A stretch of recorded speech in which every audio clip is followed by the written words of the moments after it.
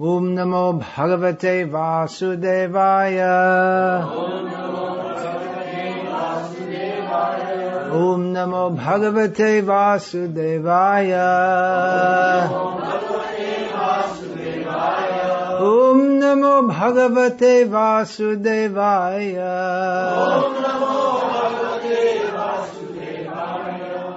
Srimad Bhagavad Gita as it is, translation and commentary by His Divine Grace A.C. Bhaktivedanta Swami Prabhupada. 34. Tadvidhi pranipatena pariprashnena sevaya upadekshanti te jnanam jnaninas tattvadarshinah. Just try to learn the truth by approaching a spiritual master. Inquire from him submissively and render service unto him. The self-realized souls can impart knowledge unto you because they have seen the truth. Purport: the path of spiritual realization is undoubtedly difficult. The Lord therefore advises us to approach a bona fide spiritual master in the line of disciplic succession from the Lord himself. No one can be a bona fide spiritual master without following this principle of disciplic succession. The Lord is the original spiritual master, and a person in the disciplic succession can convey the message of the Lord as it is to his disciple.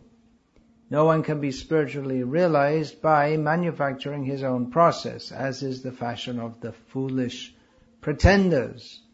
The Bhagavatam, Canto 6, Chapter 3, Text 19, says, Dharmang tu sakshad bhagavat parnitam. The path of religion is directly enunciated by the Lord. Therefore, mental speculation or dry arguments cannot help lead one to the right path. Nor by independent study of books of knowledge can one progress in spiritual life. One has to approach a bona fide spiritual master to receive the knowledge. Such a spiritual master should be accepted in full surrender, and one should serve the spiritual master like a menial servant without false prestige.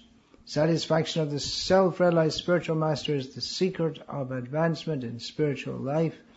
Inquiries and submission constitute the proper combination for spiritual understanding. Unless there is submission and service, inquiries from the learned spiritual master will not be effective. One must be able to pass the test of the spiritual master, and when he sees the genuine desire of the disciple, he automatically blesses the disciple with genuine spiritual understanding. In this verse, both blind following and absurd inquiries are condemned. Not only should one hear submissively from the spiritual master, but one must also get a clear understanding from him in submission and service and inquiries. A bona fide spiritual master is by nature very kind toward the disciple. Therefore, when the student is submissive and is always ready to render service, the reciprocation of knowledge and inquiries becomes perfect. I'll just read one quote from Srila Prabhupada. When he was initiating Ambarish Das, who's a well-known figure in ISKCON, being a great-grandson of Henry IV. So one thing Srila Prabhupada said during that lecture is that initiation means the beginning of Acharya Upasanam. This is mentioned in Bhagavad Gita as one of the symptoms of knowledge, Acharya Upasanam, to worship the Acharya. So the idea is that one may respect a spiritual person, but taking initiation means to become really serious. There's casual respect, and there is submission, and the real worship begins, serious worship begins with initiation. Srila Prabhupada spoke on the subject of guru and disciple extensively, maybe more than previous acharyas did. One reason for this is that, or we can understand that, is because, as I was mentioning earlier this morning, this culture of guru and disciple is practically unknown in the Western world. There are teachers, we're just sitting opposite a school, and of course within human society there are always teachers. Even before the days of the advanced industrial and post-industrial, as they call it, society, there were teachers. The concept of, or the practice of apprenticeship was very much part of life in England, even before the Industrial Revolution. Did you go through an apprenticeship as an engineer? They don't have that anymore. It's finished. That they don't have that anymore. You just get a degree and then you get a job. Yeah, pretty much. Mm. No experience, no training. No experience. You have to pick it up as you go along. But the apprenticeship, well, for doctors they still have to do that, and internship, and for lawyers also, they have to they get their degree and then they have to practice under someone before they can independently practice. And for a doctor to be able to be a fully recognized doctor, he has to practice under someone else. It's a good idea when you're dealing with such vital and complex subject as someone's physical health or mental health or both.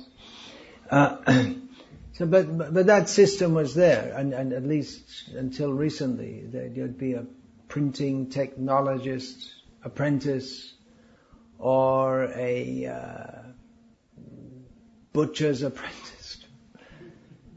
That's not very nice. But anyway, the example is given. You'd train under someone who's experienced and expert. So teaching is there. But guru is not exactly the same. Often in our modern ISKCON we talk about spiritual guide or spiritual teacher. Srila Prabhupada always used the term spiritual master. There's a lot of difference between being a spiritual guide and or the whole concept of a spiritual guide or a spiritual teacher and a spiritual master. There's very different terms there.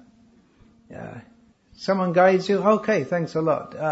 How do you get from here to Stockport? Well, you go down the road, take the first left, take a right, come to the third roundabout, and someone may guide you. Okay, thank you. That's all. That's all you have to say. Thank you is enough.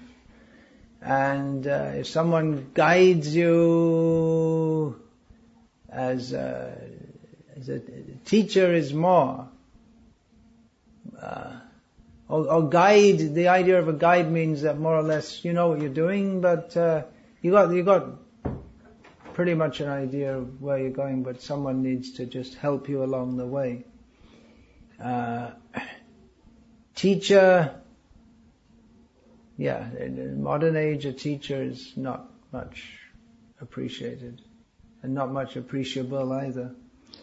In many cases, I want to lambast the whole profession or the whole class of teachers.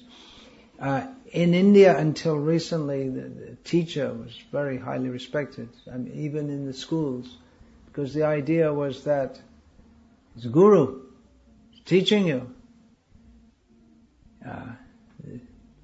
But that culture is gone with so much else of the culture. A teacher nowadays means it's a job. I couldn't. They say if you can't do something properly, then teach it. If you can't get a job as an engineer, then you teach engineering, for instance. Have you heard that saying before? Yeah. If you can't actually do it, then you teach someone else. If you can't actually qualify to do the job properly. That may be a bit harsh also. And some teachers may be concerned with that pupils, they pass the exam and they want to help them learn, but it's very, very different from being a spiritual master, in which one submits. Shishasteham shadhimang tvang prapannam. Arjuna submitted to Krishna. That I'm confused, I'm bewildered, I don't have confidence, I don't have faith in myself that I can work things out, so I have to place my faith in you. Srila Prabhupada often quoted Sanatana Goswami approaching Chaitanya Mahaprabhu, Kayami Kenayame Jare Tapatre. Came on a hit. Why am I suffering? Who am I? Why am I suffering the threefold miseries in this material world? Ihana hijani came on a hit. I don't know what is for my benefit. I'm a situation of total ignorance. The spiritual master, I read those verses this morning. Avicharaniya, the Guru's order is not to be considered, just do it. The Guru tells, do it.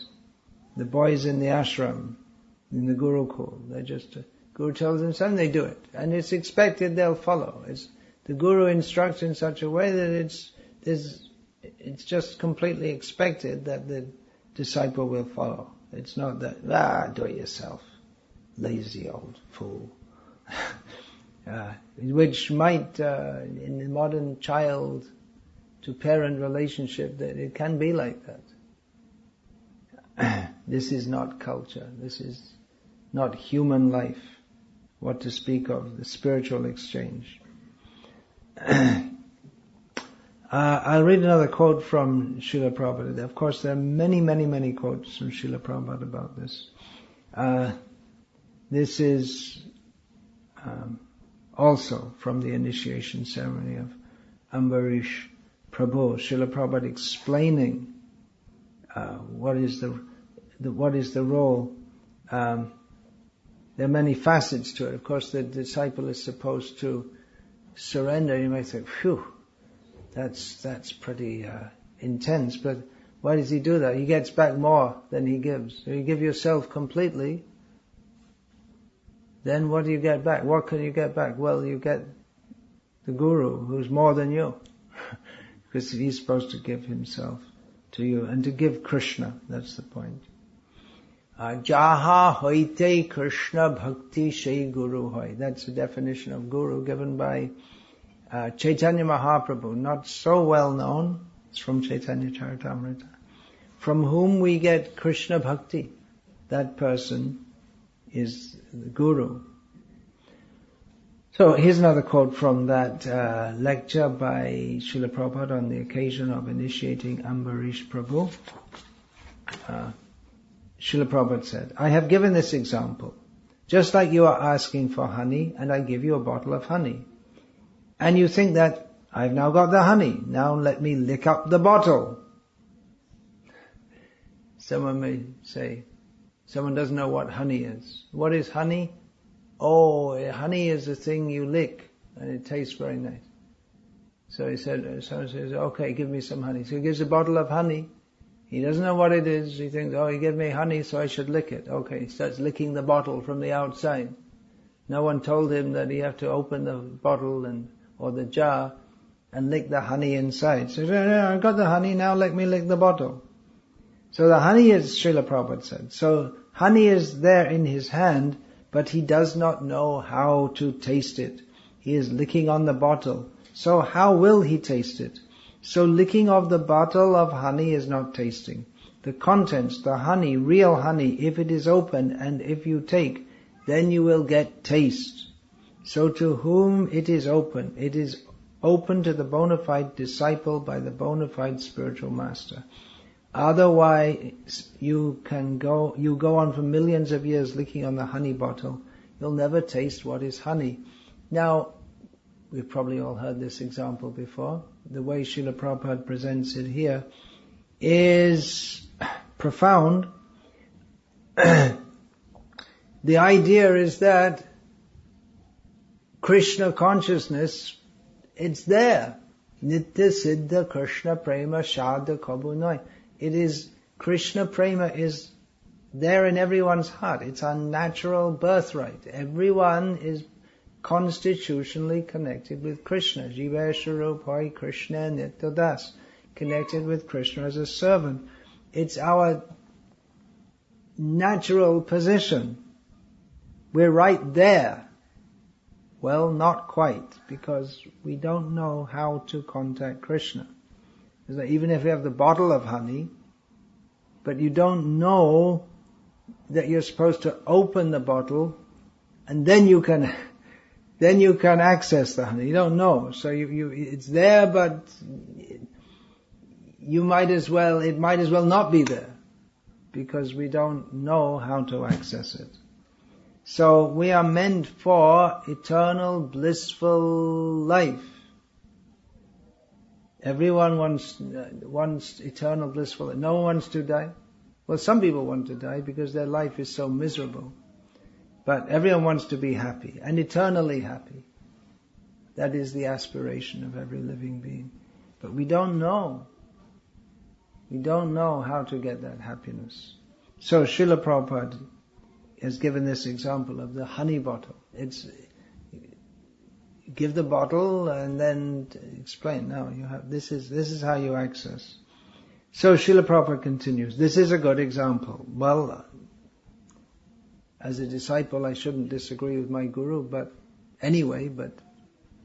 I agree. It's a very good example. Srila Prabhupada continues. Don't think, now I have got the bottle of honey, let me lick it up. So go on for hundreds and thousands of years licking up, but you will never know what is honey. This is the process. It must be opened by the authorized person, and you must really taste it. Someone may answer, are you happy? Yeah, I'm happy. Yeah, I'm happy. But they don't know what is actual happiness. I'm happy. Srila Prabhupada sometimes gave the example. Someone visits a patient in the hospital. His whole body is bandaged up.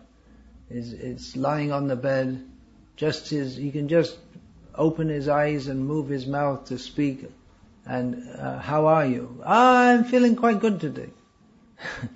It's ridiculous. If he's feeling good, then why is he in the hospital? But he's feeling good means maybe a little less pain than yesterday. Oh, I'm feeling good today. So it's positive spirit, positive thinking, yes. You should think positively. Thinking about this material world is not a good idea, because it's not a positive place.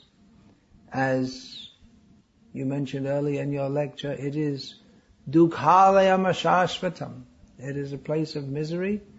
And even if we're foolish enough to think, I'm happy, it won't remain. Everything will change. Everything deteriorates in this material world.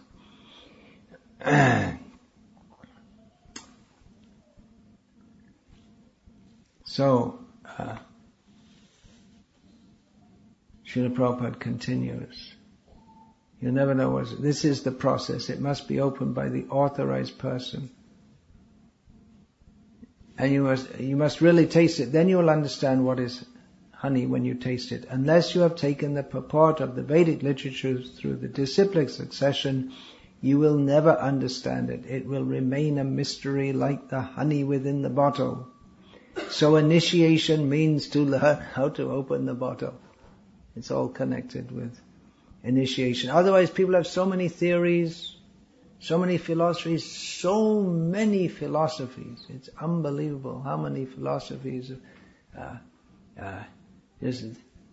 There's a bottle of honey. So many philosophies can be made about a bottle of honey, or so many speculations. Where did this bottle of honey come from? A UFO landed. A UFO came from Mu, and out of it jumped some people, and they gave us a bottle of honey. That's one theory. Someone else said, no. Someone was pooping the other day, and it came out their backside. It's another theory. It's possible. It's not impossible. It's not very likely, but it's not impossible. Someone else may say that, well, you see, a woman in the house, she had a cesarean operation and she had a bottle of honey inside her stomach along with the baby. You can make all kinds of, this sounds ridiculous, doesn't it?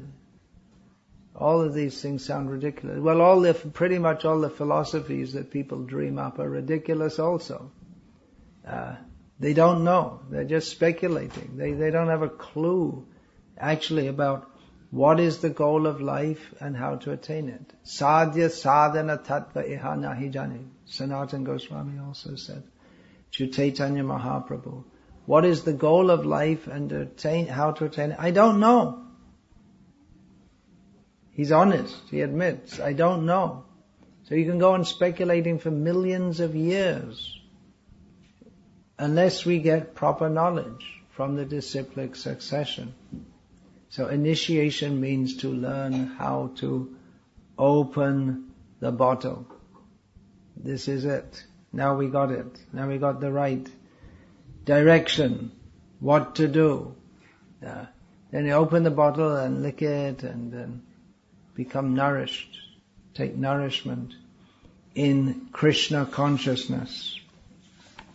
So actually there's so many quotes from Srila Prabhupada on so many topics, and it may sound very simple. It's a very simple example, but if we look into it more, we'll find more and more nectar and sweetness in this particular instance. It's an example about honey. About 3 years ago, I was on this, each year the devotees from Soho Street take a boat ride on the Thames with the donors. It's an evening out on Sunday. It's a summer evening. So I was there and I was giving a talk on the boat to the prominent donors, and I said, in the course of my talk, I said, there's no sweetness in this material world. And just I saw on the right hand side, we were going past the Tate and Lyle warehouse. You're not English, you don't know. Tate and Lyle? Tate and Lyle is the big sugar company in England. So, Tate and... Well, there is some sweetness. There's Tate and Lyle sugar products. But that won't satisfy the soul. When we're talking about sweetness, we're not talking about that gooey, syrupy, supposed sweetness that these bogus gurus serve up. The real sweetness comes from surrender. One has to accept a spiritual master who will instruct.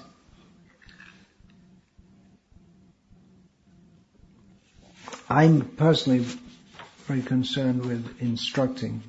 I don't do much in the West, actually. I do it more. I'm talking about instructing in the details of devotional service. These are important. Exactly. Just like this morning. Did you say to Jimmy? I'd asked you to say. No. Okay. So Jimmy was asked to sing Mangala. I told Sankirtan Prabhu to do, because I told him how. You picked it up when you were in Salem, or what is that? From myself directly. From the Kirtan and Jai Veda Maharaj.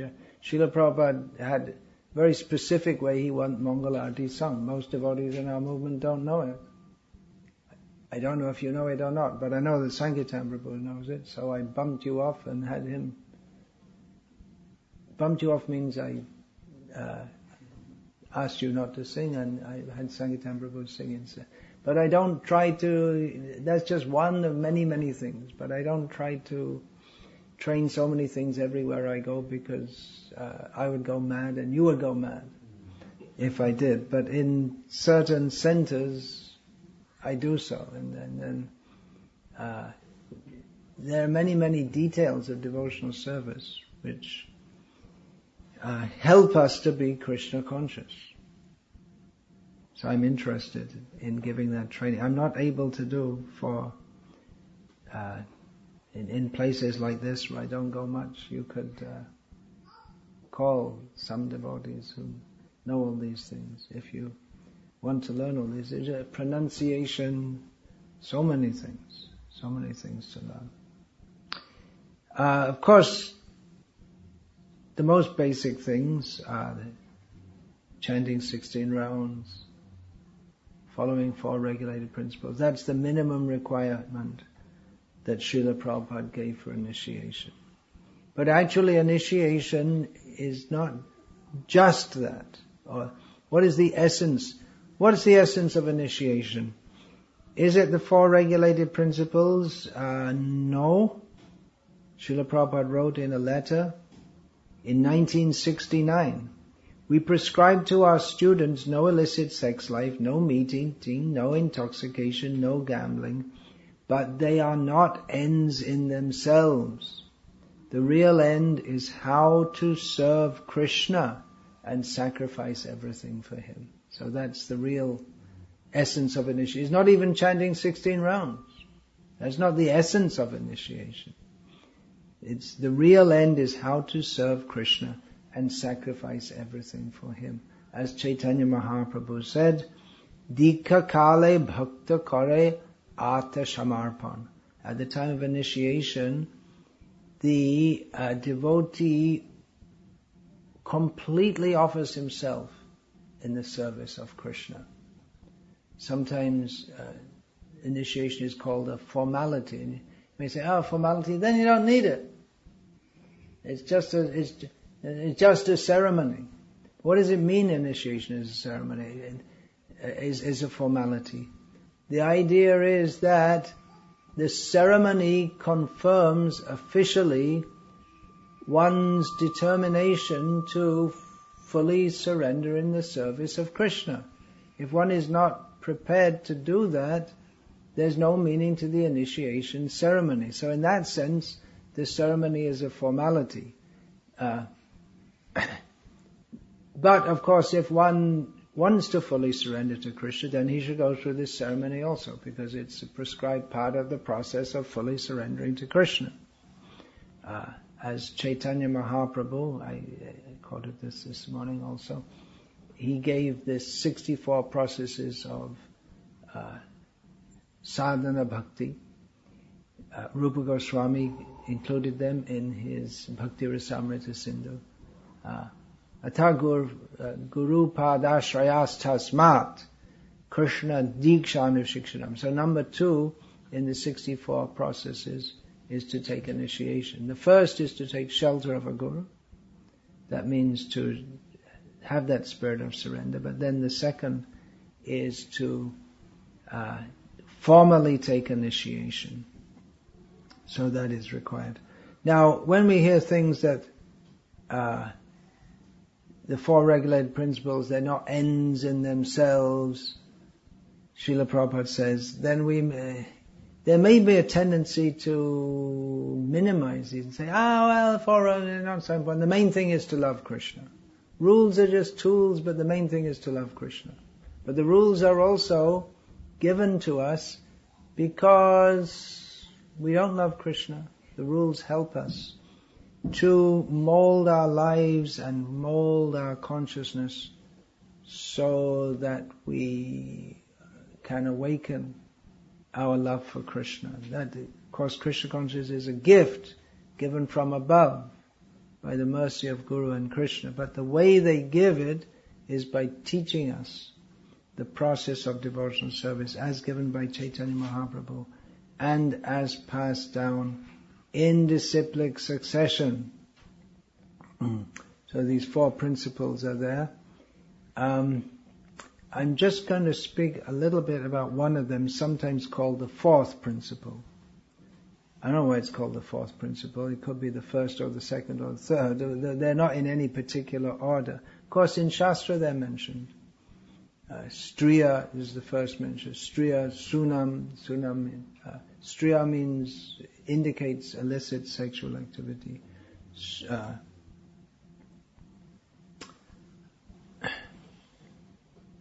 I'm just going to speak on this. It's not particularly relevant to this initiation ceremony, but it is relevant to whoever may wish to be, many devotees who may wish to be initiated in the future, maybe some of those who are initiated now.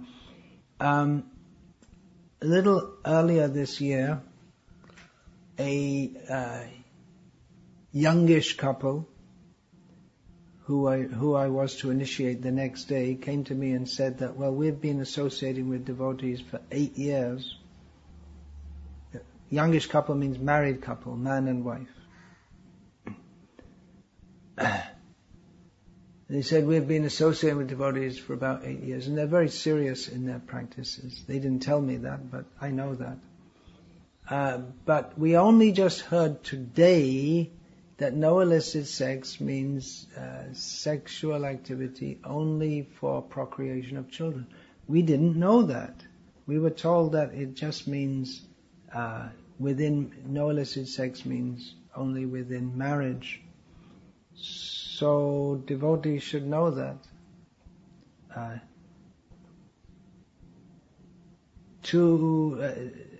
Sexual activity within marriage is always better than outside marriage, which is grossly sinful. But the real standard is that it should be for procreation of children. That's not even Krishna consciousness. What I mean to say is there's not even the standard for devotees, for anyone following dharma, even karma kanda, at the lowest level of following dharma. So that means also no contraception, no abortion. Devotees can understand, but artificial contraception, that is also sinful. It goes against the natural order, and it prevents the birth of a jiva who may otherwise have been destined for a human body. It also means that there cannot be any homosexual activity, because that, by its very definition, cannot produce children. We don't condemn persons whose sexual orientation is such, but they cannot engage in that proclivity without becoming sinful, and this blocks Krishna consciousness. So all these rules should be followed carefully. This morning I said about drinking tea, it's hardly a sin, but it is a sin in as much as anything is a sin. I mean, we say it's hardly a sin, it's not on the level of taking alcohol, or even tobacco is much worse. It's a minor thing, but it's indulged in for sense gratification, and therefore it has nothing to do with Krishna consciousness. It can't be offered to Krishna, so devotees don't take it. So all these rules should be assiduously followed, and that will help us to advance in Krishna consciousness. No meat eating means when you're buying things, be careful. When you're in the stores, Tesco or whatever it is, the best thing is not to buy things like Weetabix, shredded wheat. Those things are still popular, right? Rice Krispies, Kellogg's cornflakes. You don't know what's in them. They're all fortified. They're all so-called fortified,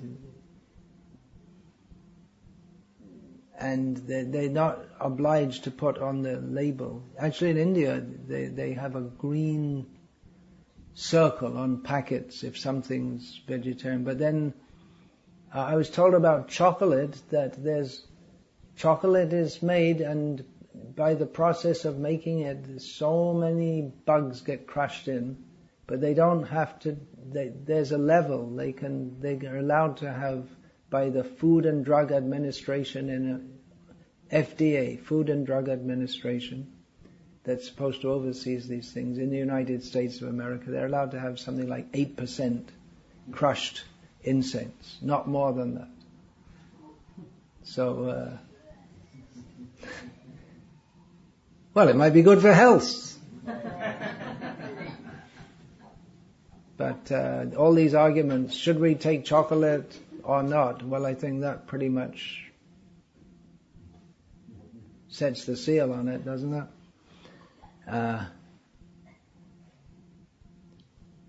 No chocolate, no gambling. That includes lotteries. What about raffles?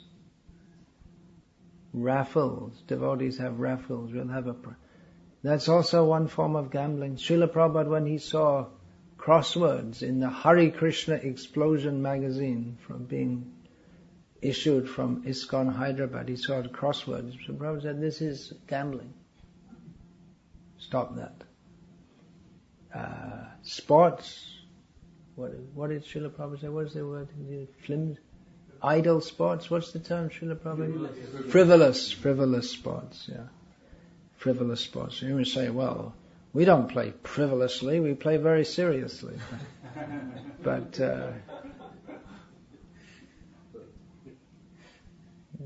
it's a diversion. It's really it's a big diversion. Can be big diversion. People get really absorbed in it, and if their football team doesn't win the game, they smash up shops and vehicles, and the shops near to the football ground, they have to put wooden shutters on their windows before the game. I suppose they still must do that, huh? Because there's a high likelihood that out of ardent passion for their football team, the hooligans will break the windows. So,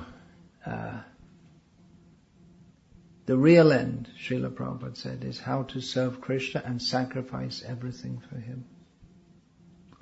And that is the essence of initiation. So much can be said about it. I won't say more now. It's an ongoing process. Initiation means to enter Krishna's family. Krishna Shangsha Karo, Charayanacha. Bhakti Thakur recommends you enter Krishna's family. Give up all bad activities. So this is a family event also, isn't it? Whose family? Yeah.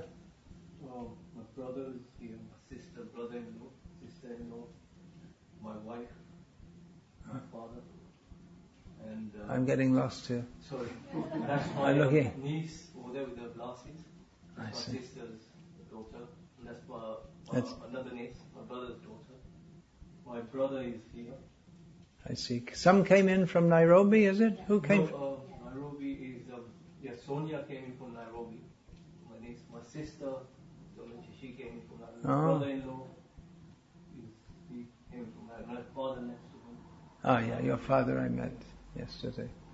So, Krishna Shangsha Make your family Krishna's family. Generally, in spiritual discussions, family life is considered to be Maya. Yeah. In Bhagavad Gita, Krishna says, Asakta anabhishvanga putra dara grihadishu. One symptom of knowledge is to be detached from sons, putra, dara, wife, home, and the rest, etc. But in Krishna consciousness, you can be in family life and all the family together chanting Hare Krishna and serve Krishna, and then you can all go to Krishna together. So that's one of the many advantages of Krishna consciousness. Often when people take to Krishna consciousness, especially married men, the wife becomes afraid, oh no, what's going to happen? He's going to take sannyas. And who's going to pay the bills? Who's going to look after me? Sannyas may be there, but not in youth. Srila Prabhupada himself became initiated when he was still in early middle age, but he didn't leave his family members. He kept on with his Krishna consciousness. When he was older, he accepted sannyas, when there were sons old enough to look after the wife. But that may not be for everyone. The point is that everyone, in whatever situation they're in, in whatever situation we're in, we should dedicate our life to Krishna by hearing and chanting about Him and serving Him. Hare Krishna. So the formalities can begin now. Chanting of Brahma Sanghita. And then there'll be a yagya. Where's the yagya going to take place? In the next room. Uh-huh. Oh, actually, I have to give the initiation, right? All right. The essence of it, giving the beads and the name, new name. How many names have you had? How many births have we had? How many names have we had? Initiation, one of the things is to get a new name. And the new name signifies one to be a servant of Krishna. So you may be wondering what your name is going to be. I'll tell you right now, it's Dasi.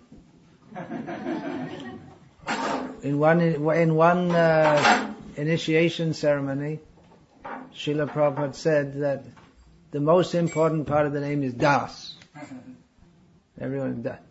People become surprised. Someone phones them and says, is Mr. Das there? Well, which one? There are 200 of them here. Oh, it's a very big family. Yeah. So Das and Dasi, that's all. Recently I've been giving mostly names of that Srila Prabhupada gave to his disciples. So I'll do that also today.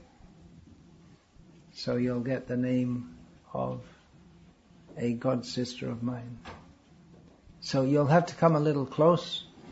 And how are you going to do this? Usually you're supposed to bow down. Yeah, you help us. Supposed to bow down, but it might be a bit difficult here.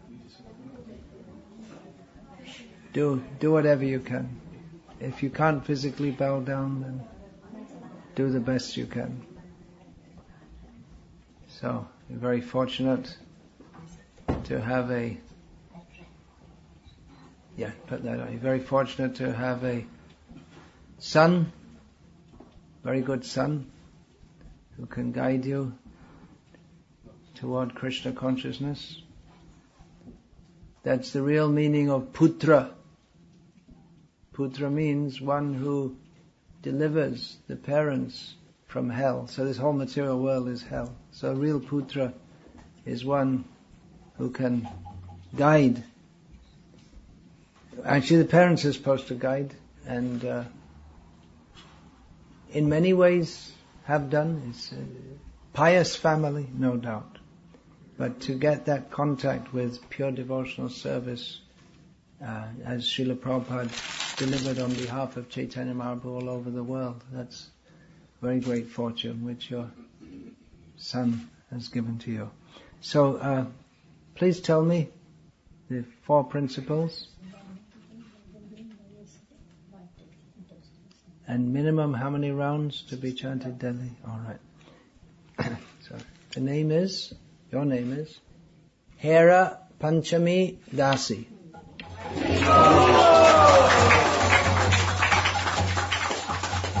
If you can't remember it, I'll write it down for you later. Who knows what this is, Hera Panchami? Anyone reading Chaitanya Charitamrita? Anyone? No? It's a festival day. Panchami, you can understand, means 5th. So there are 2 Panchamis in a month. So just like we may give the name to someone, Janmashtami, Radhashtami, Gaura Purnima. So Hera Panchami is the name Srila Prabhupada gave to one of his disciples. It's the festival which comes just after Rath Yatra, and it's celebrated in Puri.